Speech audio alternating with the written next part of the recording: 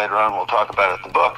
But the whole purpose of the book was to say, do we really want a country where the Congress abdicates and doesn't check the president and we become an autocracy? Or do we want a strong president who just literally smashes the world?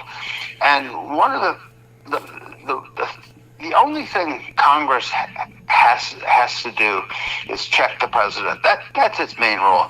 It's got a lot of other roles, declaring war, interstate commerce. It's got a lot of roles. But the big reason the checks and powers are in is because that is the only way you can protect freedom and democracy. Is when one of our, whether it's the courts or the president, gets out of line, somebody has to check them. Just like if Congress gets out of line, the president can veto.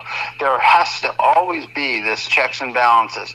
And once you walk away from the checks and balances, what you're saying is an unchecked president is not an unchecked president. It's an authoritative ruler. It's an oligarch. You call it what you want. It's a dictator, but it's not a president ruling a republic. And the citizens have to really decide what it is they want to do with the country. At the end of the day, I used to poo-poo voting and saying it really didn't matter. Whoever's going to win is going to win. Yeah. Voting is the most important issue, the most important right that we have. There's no other right. The only way we can change this, well, two ways you can change your country. Congress steps up and checks it, or the voters check Congress. They're the two ways. And I've got a hunch this November the voters are going to check Congress. But okay, now, you just had a mouthful, okay, but let me kind of dissect what you're saying. In our government system, in the United States system, King Charles was here, the anniversary of 250 years here. But the United States had something that we all felt and cherished. We cherished this. We had the congressional part, which is the House of Representatives, and we had a Senate. And the House of Representatives, okay, they have one of their main tasks is to pass 12 bills every year, okay? 12 bills every year, okay, that manage all the departments that make us function.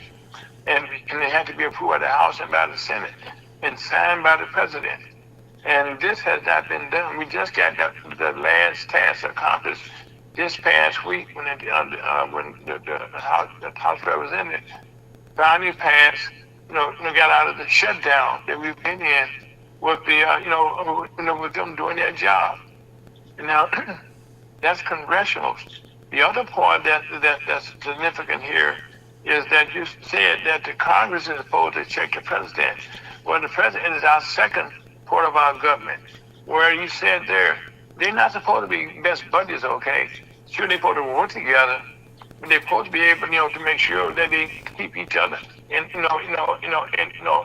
line of what's going on. And then you had the judiciary, which is on the lawyers, the courts, from the prosecuting attorney in the cities, always the Supreme Court, where there's something that we all been proud of those three parts of government working together, okay, and being checked and balanced.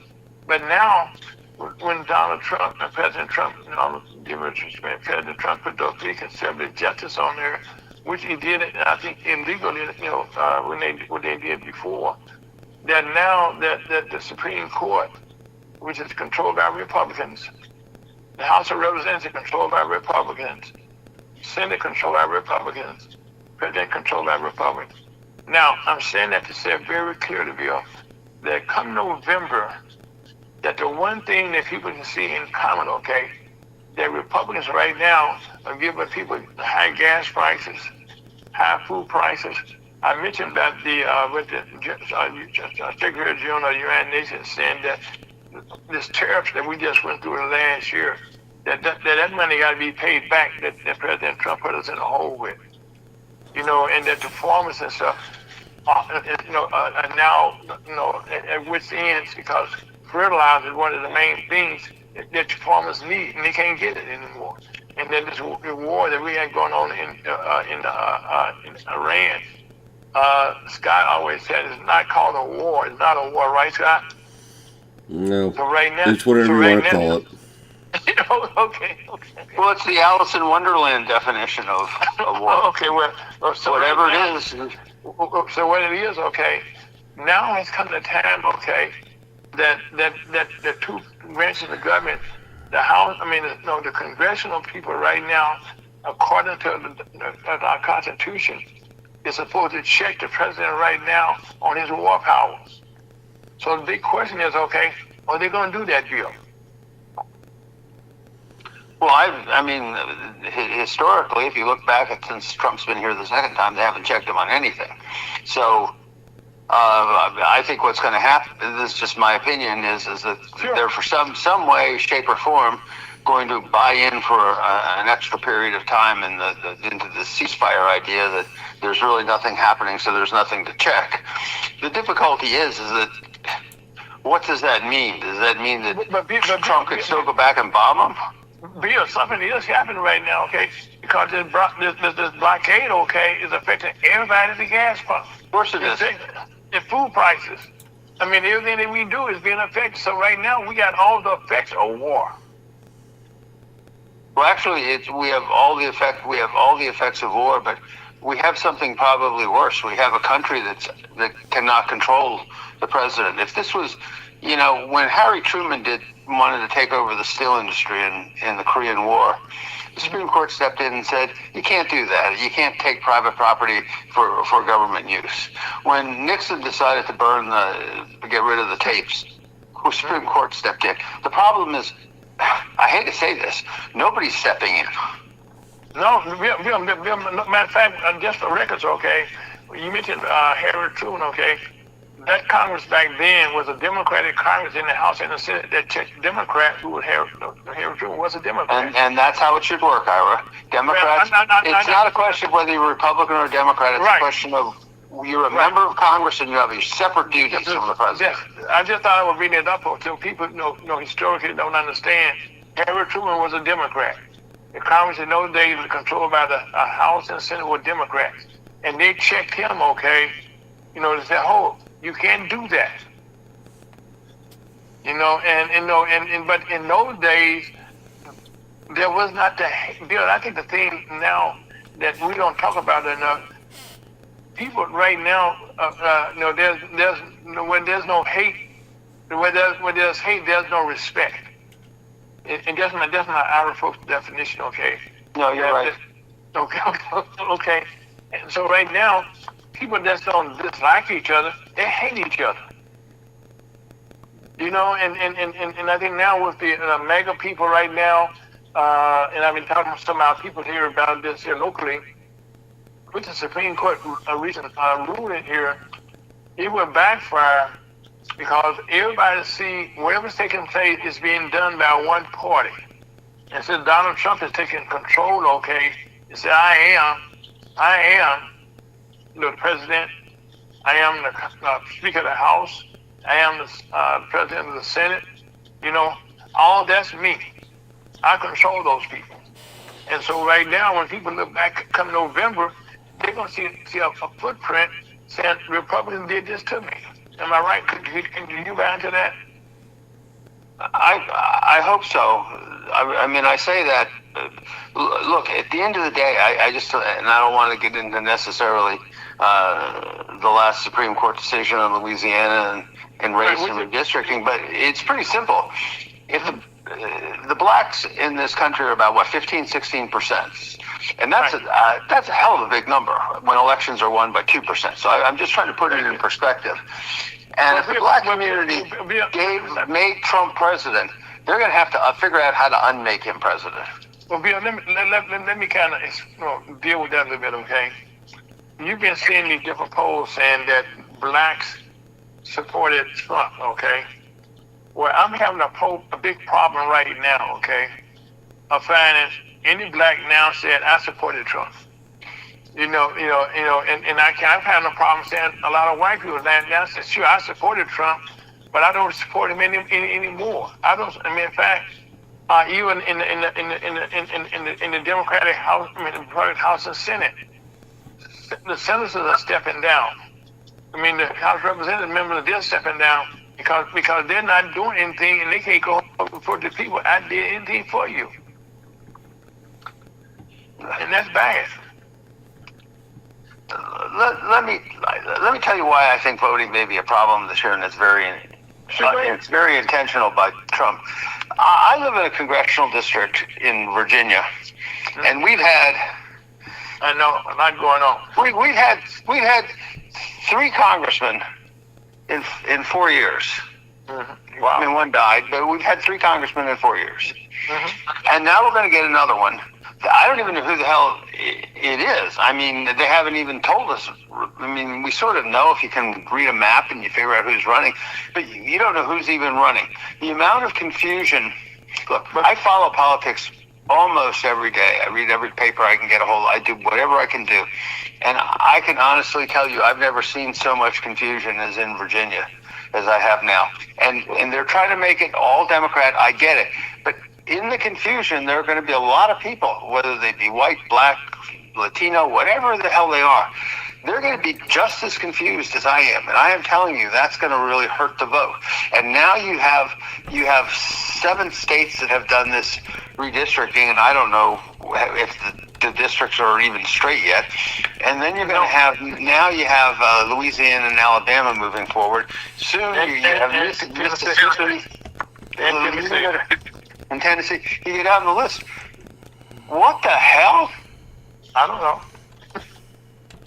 I mean, how do people even know? I mean, look, I understand that they can redistrict, and they're supposed to redistrict for the census, and they're supposed to do it every 10 years, and that makes sense. But it usually was based on population moving in and out of certain places, and you had to adjust it. Okay, so you do that. But right now, the court rules you can not possibly have any redistricting based on race because it violates the Equal Protection Clause of the Constitution. Okay, let's say we live with this for a second. Well, the next question is, if you can't do it based on race and these people actually vote, how do you do it in politics? Where it's just saying we're doing it for Democrats and Republicans. They're not even doing it on something that's a constitutionally protected category. They're just doing it on politics. Well, where do they come up with this? According to the Constitution, okay, it's supposed to be done by nonpartisan. So if you're doing it for Democrats or Republicans, okay, you're being partisan. Am I right? Yeah. But they're saying you're not supposed to be partisan, okay? So if it's not doing it for race, you know what I'm saying? And which is why this whole thing was based on, in our country, is that for years blacks have been trying to fight to get equal representation.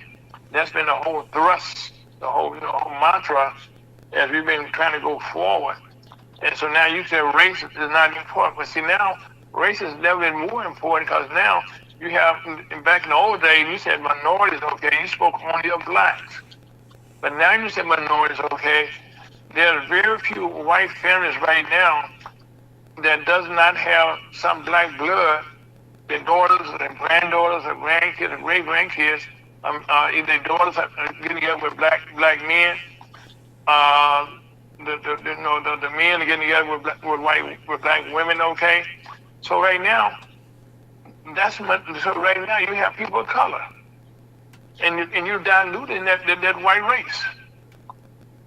Well, the white race. Am I right, Bill? But the white race is going to be a minority by 2050. So, all these things that they're putting in place to protect themselves, they're going to have the same problems on the other side of the fence. It is, and that's my point, Bill. They're fighting. They are afraid. That they're going to be mistreated like they mistreated us. That it'll be the big payback. No, this is all about fear. Right, that's what I said. Man, there's a good friend, not a good friend, but the late James Brown had a song called "The Big Payback." I don't know if you recall that. Okay, I do. Okay, Big Payback. Well, James Brown was part of my family, through marriage. Okay, but the Big Payback. Okay, when that came out, that was over 60 years ago, Bill. At least 50 years ago. And so now people know that big payback is what's driving, okay? But now saying, so if we look at now, that while the white man had his foot on the neck of the black man, the Hispanics came in, the Asians came in, and we can go down the list, okay? But and so in holding us black, we find out now that that's why he's in the minority now, because all these other races now be calling minorities now. Right. You know what I mean? So you cannot put so much in the minority pot, okay? Well, but the thing I read that is so hard for me to accept, Okay. is that we've always been moving forward in this country toward making it more equal to protecting the vote of everyone. That's just, Right. Look, we started off with if you had to be a white man owning land to vote, and then you just had to be a white man, and then you had to be. Let me stop right there, okay? Now, when you had to be a white man, your blood, they went down so forth, so your blood. Right, but. And then, and women couldn't vote, and they couldn't vote till the 1900s. And only men. But step by step, we made things better. And women are minorities also. And this is the first time in our history, 250 years, that we're now actually trying to reverse things. Mm-hmm. That's really what the problem is that we not only on the foreign affairs side where we're now and we go from defense to being the war machine and the Secretary of War. I mean, that's a disgraceful title. I am the Secretary of War. I want to do war. And so we're turning outward and we're betraying our friends. We're punishing our friends. And then when you turn inward, we're trying to punish minorities. This is not just bad. This is sick. And Bill, that's the key word. It's sick. It is sick. But you have. I mean, I hate to tell you, the black community, this election, with 15% of the vote, if you can even move 10% of your vote, you're going to win the elections. And now that what I don't think that they've really thought out is that when they've changed these districts to sort of say, well, the Republicans got a couple percentage advantage, they may or may not have it if the vote changes. Because if you move 5% of the vote and they have a 2 or 3% advantage, you're going to win. And I think that more than ever, the black community really has to decide what it wants to do, because you put Trump in, you're going to have to get him out. Well, Bill, right now, okay, I think now something that's not being talked about, and I'm going to throw it out here for what it's worth, okay? Trump has 2 sons, okay? Well, I said 3 sons. Now his youngest son right now should, according to the Constitution, be registered for the draft, okay? But we haven't heard yet when he's registered or not. His other 2 sons right now are robbing the world of all the money they can get. And Joe Biden's son, they thought he had stole some money from somebody in a contract. They thought, and they were going to court to prove that. Donald Trump's sons right now, they're gifters, what you want to call it. Gifters, not gifters. Well, anyway, they taking money hand over feet, and they have no shame about it. Now, the thing that they seem not understand, sure, the president, okay, he's immune from prosecution, but his kids, and seem to forget that once his dad is out of office, and so also his cabinet members, okay, the billionaires, he's gonna protect them while he's in office, okay. But once he's out of office, okay, they have no protection. Yes, they do. They have a lot of protection. Before he leaves, he's going to pardon everybody. Are you kidding me? He's going to say, you're pardoned for stealing money from Venezuela. You're pardoned for stealing money from consumers. He's pardoning everybody. There won't be anybody who doesn't have a pardon, who's been part of him and part of the corruption. He's going to pardon them all. Look, he pardoned all 16 or 1,700 January 6ers. Right, and then they went out and started doing more crimes. Yep. So he's going to protect them because he's got to. We've hit a phase. We've hit a phase in this country that I never. Look, we've had bad presidents before. I mean, I'd be the first to tell you. You know, Herbert Hoover. You know, and some of the Lend leases or some of the oil leases and stuff. You know, that was just chump change. I mean, that was just stupid. It was one guy in his cabinet who did stupid things, and he got rid of him. It was a stupid yes. I mean, Nixon. Did Nixon do stupid things? The stupidest thing he did is, he could have gone on television and said, "Yeah, I had nothing to do. I didn't know that they robbed the thing, but you know something? Whatever the court says, that's what we're going to do." Or he could have said, "I'm going to pardon them all, so they don't have to do anything." Or he could have ordered the Justice Department not to prosecute them. There were a million things he could have done, but he didn't do it. So, I mean, in terms of honor, he's way above Trump. Bill, there's nobody that can compare to this man, the president. And that's what I'm saying. Bill, when he's out of office, the Republicans will have this southern term will have a hard road to hoe. Which is talking about formers that there's a lot of work that will be needed. I think you're dreaming.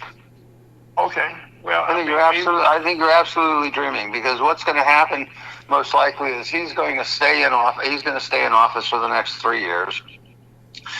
I think the Democrats are probably going to take the House for sure. I don't know whether they take the Senate or not. They might. They're not going to impeach him. The economy's going to be in worse shape. We're still going to be screwing around with wars. And a Democrat president gets in, and a Democrat Congress. And you know something? They're not. It's going to take them 10 years. Not 4, 10 years to straighten things out. We are in such deep shit that you're not going to figure out a way to get out of this thing. Getting out of, he can't even figure out how to get out of the Iran war. He couldn't even. True. Bill, let me stop you right there, okay? This is a perfect segue into your new book, okay? Okay. Which is Congress and the Irrelevant Institution or Guardians of the Republic. This is Bill Kovacs' latest book. And in it, when you read it, okay, you're going to be thinking that he has some insight about how our country used to look, or how he said, how we dreaming forward to look. Because right now, we all dreaming now about how this is going to unfold. Because the one thing that's taking place is the United States used to have respect. And once you lose that respect, these two topics that Bill had in the Irrelevant Institution or a Guardian of the Republic are built on trust. Am I right, Bill? Trust, but I call it fiduciary responsibility, because once a member of Congress puts their hand up and swears that oath, they owe their duties to the Constitution and to the Congress of the United States. No duties, none to the president or the courts. Can I, Bill, why don't you explain fiduciary, what that actually means to people who know? The courts. The court system, and probably the best example of the court system and them being I call them a super legislature in the book, is what they did the other day in the Louisiana case. They came in and said, the court, us with our black robes, don't any longer, we think that the Civil Rights Act has been so effective, we can change the law to make sure it's been repealed. That's not effective. Right.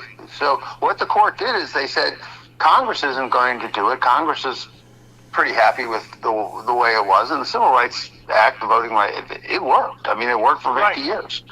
So what they said is, it's no longer going to work, and Congress won't repeal it. So what we're going to do is we're going to repeal it. That's the judiciary being a legislature. That's all that is. Well, see, today was that. And see, what Congress needs to do on this stuff, whether it's Trump acting like that or the courts, is Congress has the power to do all of this. Congress is the only institution that has the power. It has the spending power. It has the oversight power. It has the impeachment power. You name it. It can do any of these things. It could impeach the 9 justices on the Supreme Court. It could defund them. I mean, it's unbelievable what it can do. Well, Bill, let me ask you a question, okay? And this is something that kind of, I know a little bit about the system, okay? Just not to get me in trouble. Now, I never, you talk about the Congress. They control the purse strings. And I always have been taught, okay, you control the purse strings, you can kind of control your destination to some degree. And so right now, the Congress controls, the salaries, the funding of the justices. They control the funding of the president. They control the funding of all the different departments and stuff. Well, what does Donald Trump have on them, okay, that they refuse to speak up like men and women and do their job? Who on the judges, the justices? Yeah, all of them. Well, they're just like everybody else. They're like Hexed or Bondi or any of the others. They just want to keep their jobs, and they know that if they do what Trump wants, they'll keep their jobs, and he won't be embarrassing them in public. I think it's that simple. I don't think there's anything fundamental. They just want to keep their jobs, and they want everybody to like them. And they have a choice. They can either rule the right way and have him upset with them and criticizing them and tell them they're rogue justices and that they're incompetent, or he can sort of say, it was a good ruling, I like these people. Which would you rather have? Well, Bill, I'm kind of, call me crazy, okay? I want to do my job. And satisfying the president, okay, is not something that I've ever read any place in our Constitution, in our documents saying, my job, okay, in the House or the Senate, is to make the president happy. Well, look, I spent 2 years and a whole book writing about the fact that they owe the country, and they owe the Congress, and they owe the Constitution. They don't owe anything to the president, and their job is to make sure that the president only has one job: is to execute the laws of the United States. Not his laws, not his executive orders, not his emergencies. The laws passed by Congress. And Congress, this has been going on. I mean, if you read, I'm just going to read one sentence to you. For more than a half a century, presidents of both parties have steadily expanded their power, while Congress has quietly surrendered its own. Each new president inherits and enlarges the authority of the last, eroding the separation of powers that protects liberty and leaving the people unrepresented by the one branch, the only branch of government they elect, the Congress. Well, Bill, that's the problem. Bill, when I read that, okay, a chill went through my body, okay, to be honest with you, okay? Because one thing that I learned, that once a person gets power, they do not get power back. That is true. You know what I mean? That's, and so now, having said that, we find ourselves that what is being created, the word minority is something that they're trying to, that has changed so much over the definition is. When I was with the city of St. Louis back in the 80s, and we had an ordinance that we had, and they had said that 25%, I think it was, in the ordinance for the build our cable system had to be minorities, okay? Then they said that 10% had to be female. Now, what happened was during that time period, okay, I saw my boss, okay, who's a white woman, gradually instituted women, okay, in the minority. But now women are now part of the minority when they use the word minority. So now here the Supreme Court justice right now saying that the Constitution says nonpartisan, and that minorities are the ones that we're trying to protect from the white man now. And now the white man now has removed that protection away from being protected. And now any group, be it women, be it gays or whoever, okay, they all fall up under the word minority now. And the minority party getting kind of fat, Bill. Yeah. Everybody will be called a minority now. So what's the point?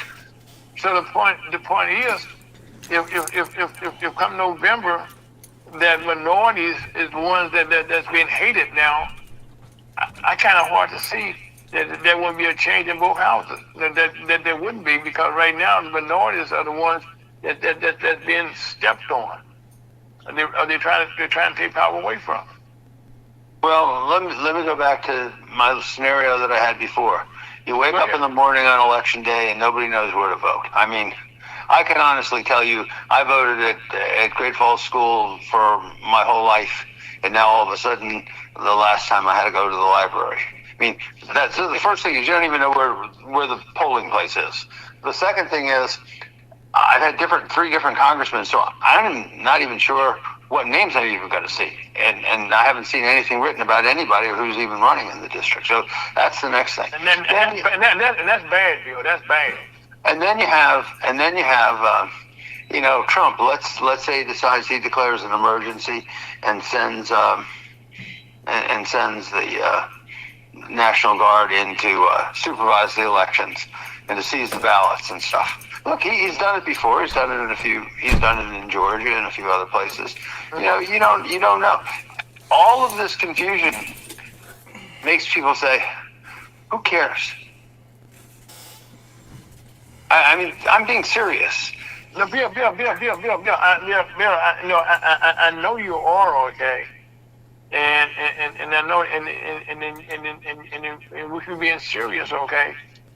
It's creating,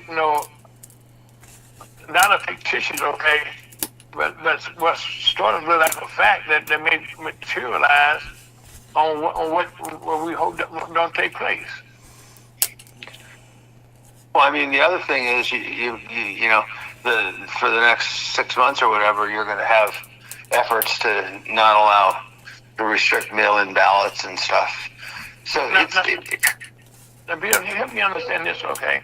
It's going to be a problem. Right now, the ballots, I vote. I know I voted, okay, but here in St. Louis County, in this area, they've made it now that you can vote at any polling place now, not just in the one. Really? Wow. Mm-hmm. Mm-hmm. Right now, in St. Louis County, we have our main library. That's in pre-election voting. Well, Bill. Not on the day of voting, is it? Mm-hmm. Really? Wow. And not only that, Bill. Not only that, the mail-in ballots.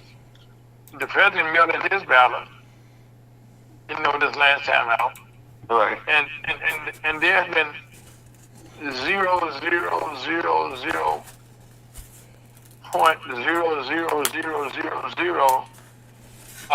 evidence of anybody cheating in mail-in voting. It has proven to be a very successful way of voting. Am I right? Well, I mean, I think his position is that mail-in voting allows people who were more likely to vote against him to vote, and right. so he wants to eliminate it. I mean, that's but these are the people, because you got more and more people like myself and like you, Bill. Because you're a little older than I am. We don't get out like we used to. And mail-in voting was created, okay, for people like us. We don't get out like they used to. But it was very limited in those days. I mean, the problem is, it's like everything else, I think. Mail-in voting had a very good purpose. People who couldn't make it to the polls or were disabled or whatever, they were able to do it. And then for people who were out of town, and now it's for everybody, just because you just don't feel like voting. Right. Right now, you don't have to have an excuse. Yeah. So it's like everything else. It got too much. Okay, but now, but I still don't see how. Well, where it hasn't proven, okay, to be, there's been corruption found in people voting. Because I used to be here many years ago in our system here, okay, mail-in ballots, okay, was one way, one way that they thought it was being corrupt, okay. No, and that was only here in St. Louis, in Missouri. But I never heard that anyplace else. Now, having said that, the Republicans created, for the most part, mail-in voting to make it convenient for their people. And now they want to reverse that. And that's why I said a few minutes ago that when it comes to families now, generational families, like I said, I got great grandkids. Like you probably have great grandkids. You know, and in my family tree now, okay, I have, people of color. I mean, people who are not of color. You know, that's, I have a grandson. You know, he's about as white as white can be. You know what I'm saying? And then we got some other, nationalities that's all little folks. So again, you can't just say that minorities have to be, you got to be black. That's not true. No, it's not true. So now that goes back to what you said earlier in our conversation here, that the Supreme Court was trying to say that they want to be nonpartisan, but you got to be partisan, okay, for what they're doing. Well, I think the last time I was on your show, I was going over a study, and I forget what think tank introduced, but they went over, I'm going to say 2,700 court rulings to decide, and they looked at who appointed the judge and what was his ruling, what the administration wanted. And they found out that like 72% or 80% of all the rulings were a Republican would vote Republican and a Democrat would vote Democrat. So the judiciary is no more impartial. They're not these umpires that John Roberts talks about. They're just politicians, and we've all got to come. And again, going back to the role of Congress, Congress has to supervise the courts too. We've let these courts just be free agents. They're not free agents. They have a constitution like we do, and they have laws passed by Congress, and Congress needs to get involved in this stuff. But that brings me back to something that you work on the Hill, okay? Person to person, hand to hand combat, for lack of better description. How can we, as an itty people out there in America, how can we make our congressmen? Because right now, what has done? What I asked between the answer a few minutes ago. Why are they so afraid, the Republican Party? I know how the cabinet members are, because they want to keep their jobs, because they want to remain on this good side. Yeah, I think it's that simple. Okay, but when it comes to congressional people, okay, I know they got the MAGA people, but right now a lot of people make America great again. I said MAGA, but right now a lot of them are very unhappy about the way things are going. Yeah, well, they're still not going to change because they don't want Trump to put in. He's got a lot of money sitting in a PAC, and he doesn't want to have them. He doesn't want the members of Congress don't want Trump to use the money to defeat them. It's that simple. It comes down to, look, I told this story to you guys on the radio before. When I left Congress and went into private law practice, the question that always bugged me. Now, you said you left Congress, okay? That's strange that you said that. When I left the Hill. Left the Hill, okay, so you were I was the chief counsel. But United States, no. Right. When I left, there was one question that always, because there are a few members of the committee that I was on that committed crimes and went to jail, and one of them actually was just getting out of jail when I was going into private practice, and we had dinner one night, and I asked him directly that question: what makes a member of Congress take bathrooms or money under the table or free trips, or what makes them do this? And the answer shocked me so much I was speechless. Yeah. And he said, they are the best treated people in the world. Their kids always get scholarships to the college they want. They always get the lowest price in a car. They're invited into every real estate deal.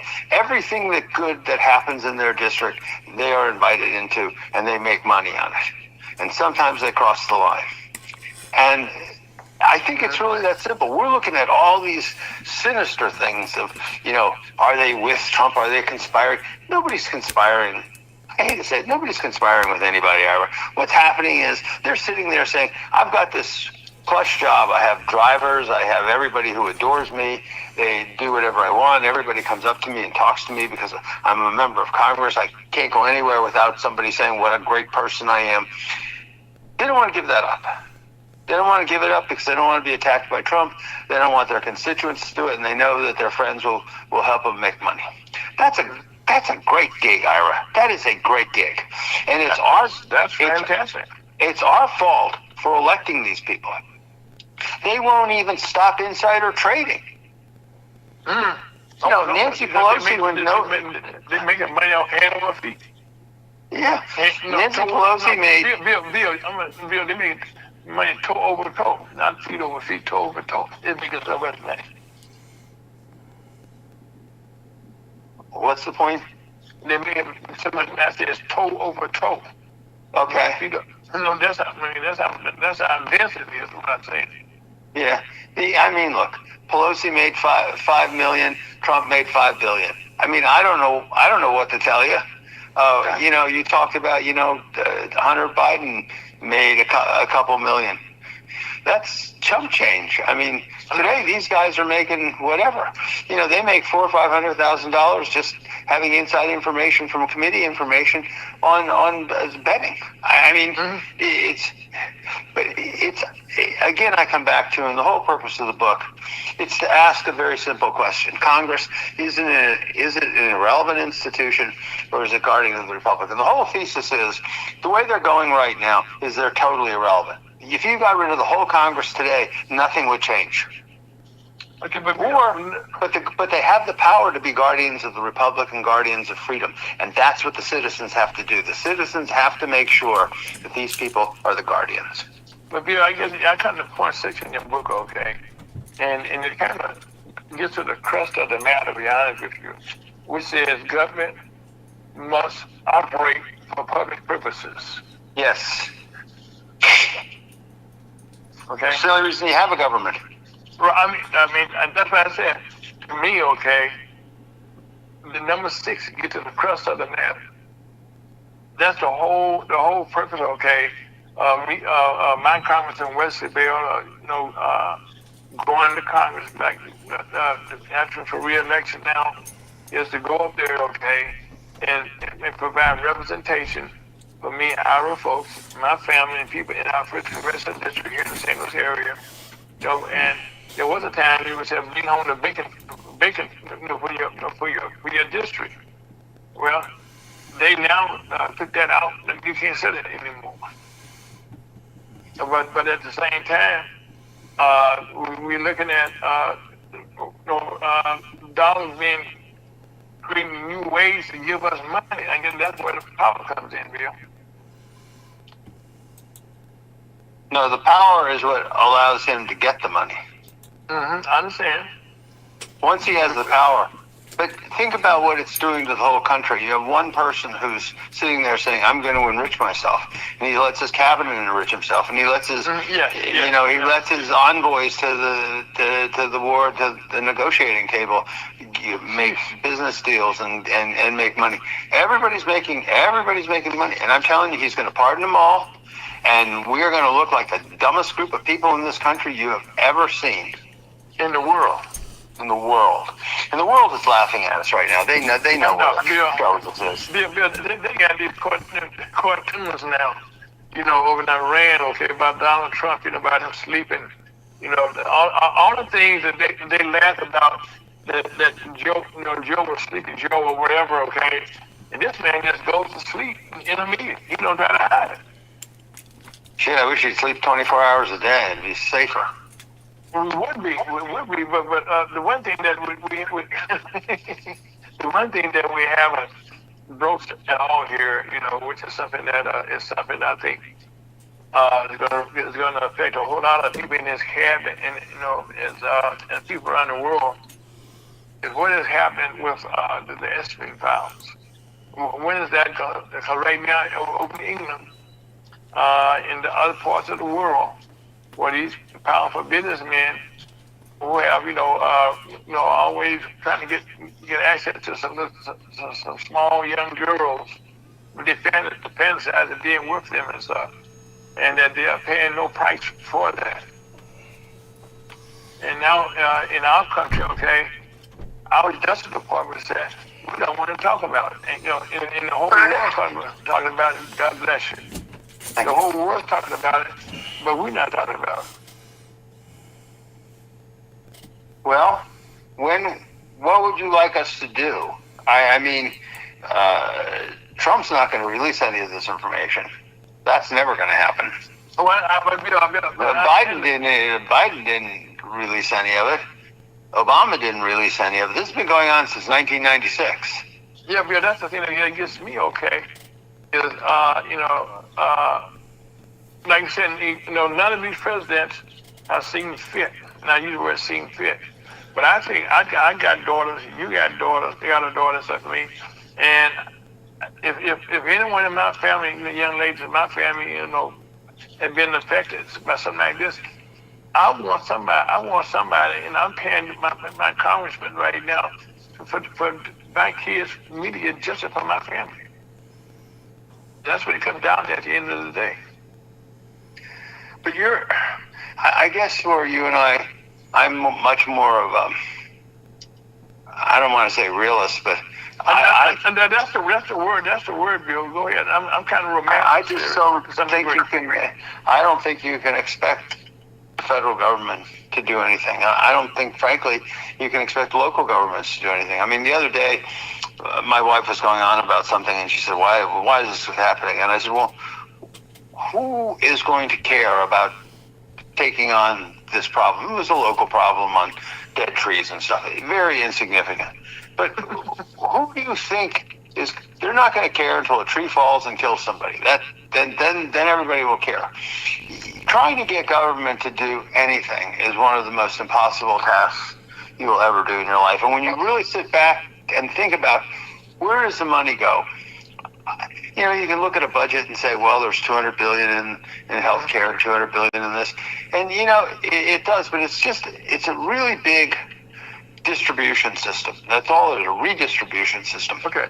Yeah, right now, the other day, I kind of tried to see me some articles, okay, because I'm trying to,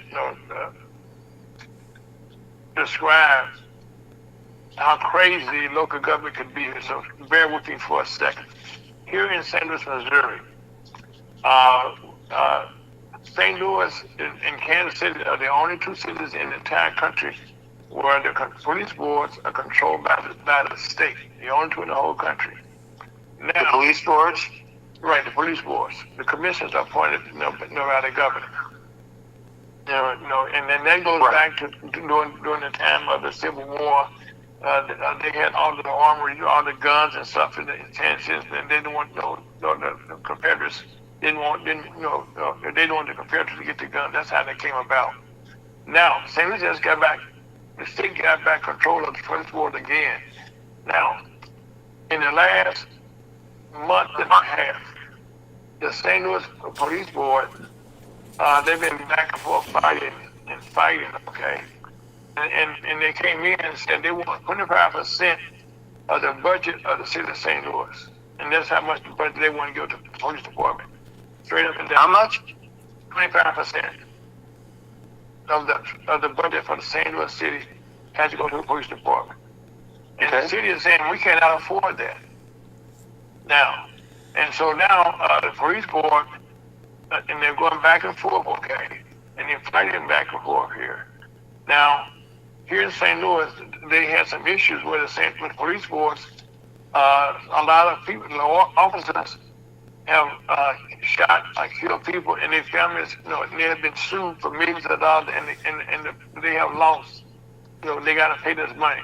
The police board does, and they're saying the city got to pay this money.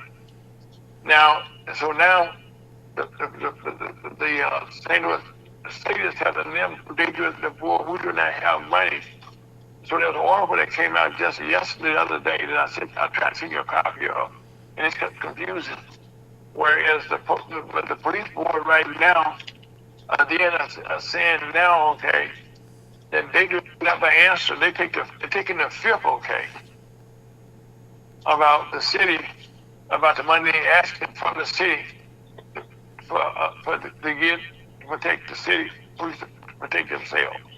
And if it sounds confusing, Bill, that's how confusing it is. And that's why I can't ask you, because it's a confusing issue that you probably find different places around the country where the government itself, okay, is becoming more complicated for the average person to understand what's going on. Well, most governments, I don't know why they'd be taking the fifth, unless they think it was an intentional crime, because most governments have some form of limited immunity for their actions. Right, that's true. But for them to take the fifth, okay, to me just blew my mind. And well, that means that they think there's criminal liability. Right. In matter of fact, the lawyer for the police board told them to take the fifth. That's the other crazy part about it. Well, again, it's how I sound like a broken record, but it's how the system breaks down. They've got limited immunity. They've got all kinds of immunity, so they're not going to be sued. The public's going to have to pay for any judgments if they do something wrong. Right. And then they come in and they take the fifth. Nobody does anything. Nobody supervises them. We just keep letting it go. Right. It's our fault. It's our fault. I know.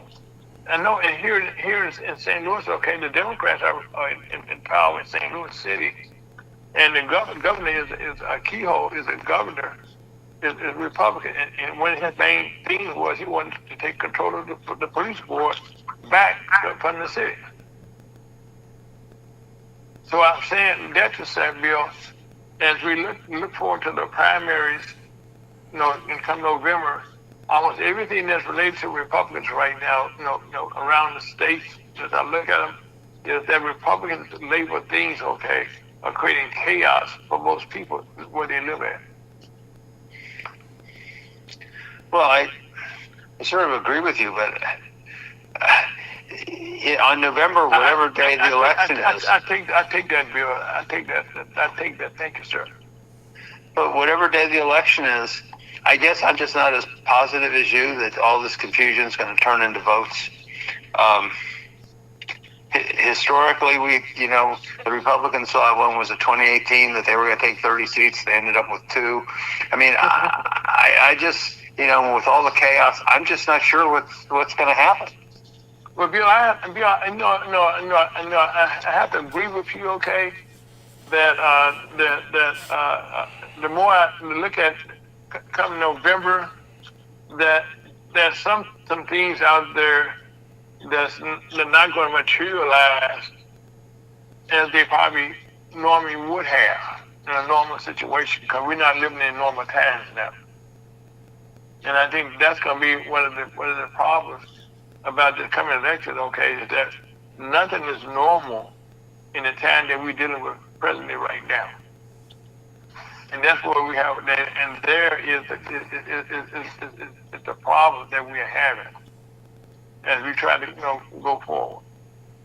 But how do we return it? The question is, how do you return it to normal? I mean, we can sit here and complain, but how do you return it? Well, Bill, that's why your book, okay, I told you when I first started reading, okay, your book is a common sense book, okay. And like one of the things you said in chapter 19, the ghost of politics yet to come is still in the room. Yes. Now that's a mouthful, Bill. 5 minutes, Mr. Ryder. Okay, thank you. The ghost of politics is still in the room, and and until the members of Congress really decide that they're going to be fiduciaries to the Constitution and to the Congress, the ghost stays there, and the ghost is going to eat them away. There's no ghost in the White House. That's a power center that's unnaturally developed, and the ghost has helped it develop. But every president comes in and they see their big house and they want a bigger house and they want this and they want money. Just think about one thing, and I there's somewhere I wrote something about this the other day. Think about waking up after the election, taking your oath, and you're the president of the United States. You have access. You have control over virtually every single life there. Any person you pick out of a phone book, you can destroy. That's the first thing. Any person, you've got control of all the assets. So you've got all the land of the United States is yours. The $5 or $6 trillion that come in taxes is yours. Everything is yours. Everything in the entire United States is yours or yours to destroy. Mm-hmm. Think about what that does to your head. That's right. You don't look at it and say I have boundaries or I have restrictions. You look at it as I can do anything, as opposed to having a Congress who says no, you can't. That's why I come after Congress, because unless Congress does it, nobody's going to do it. And the Congress needs to go after the president, and they need to go after the courts. And then on this last case with this Louisiana case, Congress needs just the legislature. Okay. God bless you again, Bill. Yeah. As we get it kind of wind down here, what would the possibilities? Okay, one of the I'd like to kind of create solutions to problems. What are the likelihood? Okay, that the only way you can change the Supreme Court right now is probably add more justices to dilute the power. What are your thoughts about that? Then you just add. I mean, look, I talk about that in the book too. That's one of the options for control. Mm-hmm. But you expand it and somebody else expands it. I mean, how far do you go? The point is, you've got to find justices who don't have political beliefs. And they all lie. They all lie. They sit there and lie to the congressmen, to the senators at the time. Oh no, I swear for God, no, I would never. Oh no. They just straight up lie. And the next day, what they sworn in, they forgot what they said. Well, if what's the old statement? How do you know when a politician is lying? Or how do you know when a politician is telling the truth? Their lips stop moving. And that's sort of what it is. It's like all these justices are so full of it, and the congressmen are full of it. The fact is that the American people have to vet these people a little bit better. You know something real funny, Bill? You can laugh at this. Now you throw AI in there. We really got to that. Oh, that's AI is AI. If you think we got problems now, you wait. That's what I said. You think that's crazy? Just throw AI in there. Okay. When I see some of these pictures, like this one beautiful woman who's like the top influencer in the United States, she's AI. I mean, It's really freaky as to what these people are able to do. But Bill, I'm starting to use that, do it more. And we talk about it out the air, when I have something to do. And it's frightening, Bill, because it takes you so far out to where the facts should be at. And that's something people that used to have other facts. Well, AI is not going away, so. Oh no, that's fine. I just didn't get into AI. That is a big conversation. Listen, I won't try to go down a rabbit hole. Okay, that's going down a well, not a rabbit hole. Yeah. Rabbit hole's not that big. That's the old story of Jonas and the whale. I don't know what he was looking at. AI is a discussion for the future, because I mean, what it can do not only to politics but wars and everything else. It's right. Everything. But Bill, first of all, Bill, as we kind of wind up here, is there anything that you want to close with here? You got a couple of minutes out to yourself. No, but if anybody who wants to buy my book. I would really be appreciated if you would read it, because I think Congress and the relevant institution regarding to the Republic really solidifies a lot of things that I've been thinking about for a long time, and that is we as the American people only elect one branch of government. The courts are appointed, and the Electoral College elects the president. We've got to get more out of our Congress. They are